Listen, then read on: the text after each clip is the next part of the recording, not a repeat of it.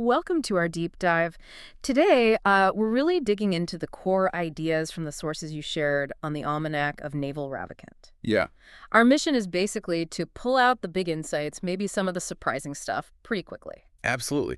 And what's great about Naval's thinking, in these sources, is how he just challenges the usual stuff. Right. He makes you rethink things you thought you knew, like wealth, happiness, even retirement. It's less rules, more. A different way to look at it all. Okay, let's get into that. So, wealth. The sources say it's definitely not just your paycheck. No, that's a really key point from the sources. Wealth isn't money, really. It's assets. Stuff that earns for you while you're, sleeping or on holiday. Money's just the tool, the way we move wealth and time around. The real goal is owning things that work for you, freeing you up. So how do you build that kind of wealth? Leverage seems to be a huge theme in the sources. Oh, fundamental. Yeah. The sources lay out like three main kinds. First, there's labor, having people work for you, pretty standard. Then capital leverage, using money to make more money, basically. Yeah. Assets amplifying efforts. And the third one, the one that feels very uncore now. Right. That's the big one today. Yeah. Products with zero cost to replicate. Things software, media, code, books. Okay. You make it once, and then copying it costs basically nothing. But it can reach millions. Huge potential scale. Like that example in the sources comparing the repairman to the app developer. Exactly. Layering those leverages creates massive scale. It's less about just working harder, more about working smarter with the right setup. Detaching output from input time. You got it. And what's really interesting is how the sources say compounding applies to more than just money. Oh, like reputation or knowledge. How does that work? Yeah, those things compound too. Small, steady efforts building trust, learning, good relationships. They don't just add up, they sort of multiply over time, often in surprising ways.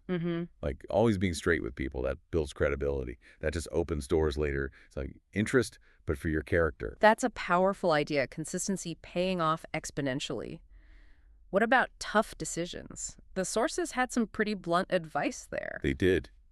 Clarity is key, seems to be the message. Like, if you can't decide, the answer is no. Wow, okay. It's about cutting out the maybe stuff that just clutters things up. And if you have two hard paths, pick the one with short-term pain for long-term gain. Endure the discomfort now for a better future. Right. These little choices, they also compound over time, shaping where you end up. And speaking of shaping things, the sources call out a few big early choices. Yeah, huge compounding effects from where you live, who you spend time with your partner, friends, and what you actually do for work. These aren't small things. Not at all. Foundational stuff. They massively influence your opportunities, your mindset, just your daily life for decades. Get them right, and things build positively, almost automatically. Okay, this is where it gets really different retirement. The sources aren't talking about just stopping work at 65. Not even close. Naval's view in the sources is that retirement is when you stop trading today, hoping for a better tomorrow. Huh. It's about being present, finding fulfillment now, doing work you enjoy with people you like. If you get there, you're basically retired. Doesn't matter how old you are. So it flips the whole deferred gratification idea. Completely. It's about engagement now. And that connects to his view on happiness too, right? It's not about adding things. Precisely. Happiness, he suggests, is more about subtraction. It's kind of the default state you find when you remove that feeling of something's missing. By wanting less. Yeah. Reducing desires, expectations, focusing less on the external stuff. Yeah. You uncover this piece that was like already there. And underpinning all of this, the sources really stress health. Oh, absolutely foundational. It's the base layer for everything else, isn't it? Yeah. Energy, clear thinking, resilience. Yeah. The sources mention specifics. Veggies, less meat, berries, morning workouts being potentially life-changing. But the main point is neglect health and chasing wealth or happiness gets way harder. Yeah. Maybe impossible.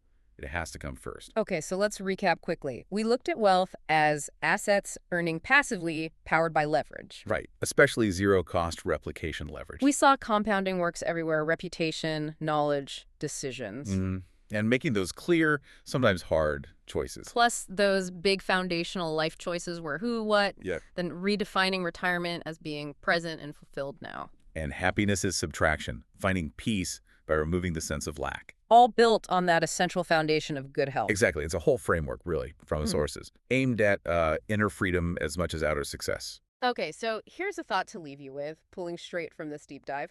If retirement enables you is about not trading today for tomorrow, about living in the moment, how could you maybe take just one tiny piece of that idea and apply it to your own life? Like today, something to think about.